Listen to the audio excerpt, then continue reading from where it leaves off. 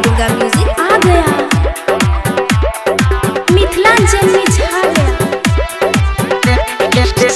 हजमा 500 ले 500 टेबू हजमा 500 ले 500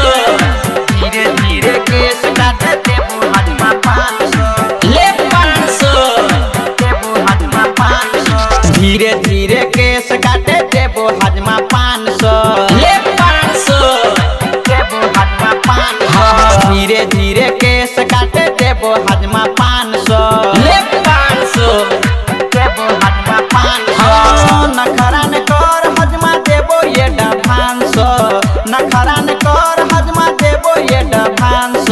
ले 500 धीरे धीरे केस काटे देबो हजमा 500 ले 500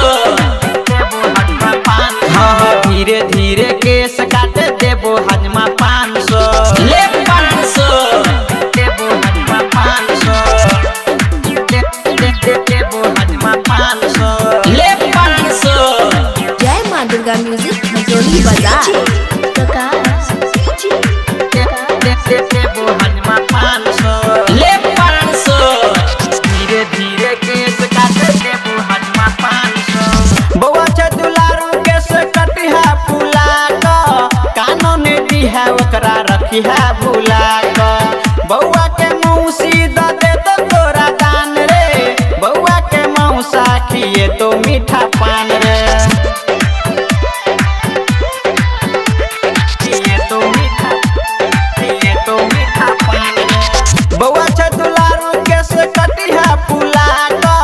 कानो ने दिहा ओकरा रखिहा भुला क बउआ के मौसी द दे तो तोरा दान रे बउआ के मौसा खिए तो मीठा पान रे मीठा पान आ बउआ के मामी लाइन मार दे छो चांस ले 500 लाइन मार दे छो चांस हाँ धीरे धीरे केस काटे देबो हजमा 500 ले 500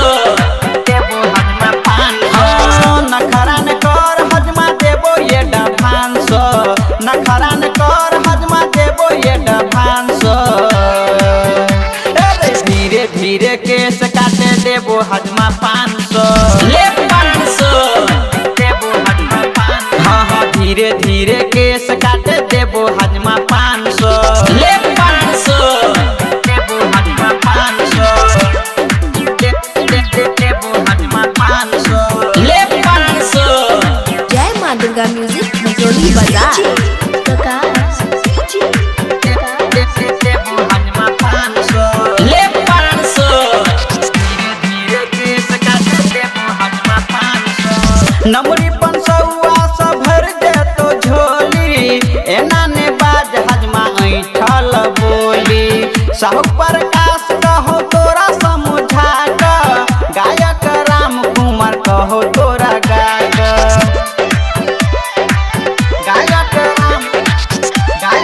राम कुमार कहो तोरा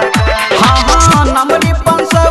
से भर जेतो झोली एना ने बाज हजमा ऐठल बोली साहू प्रकाश कहो तोरा समझा क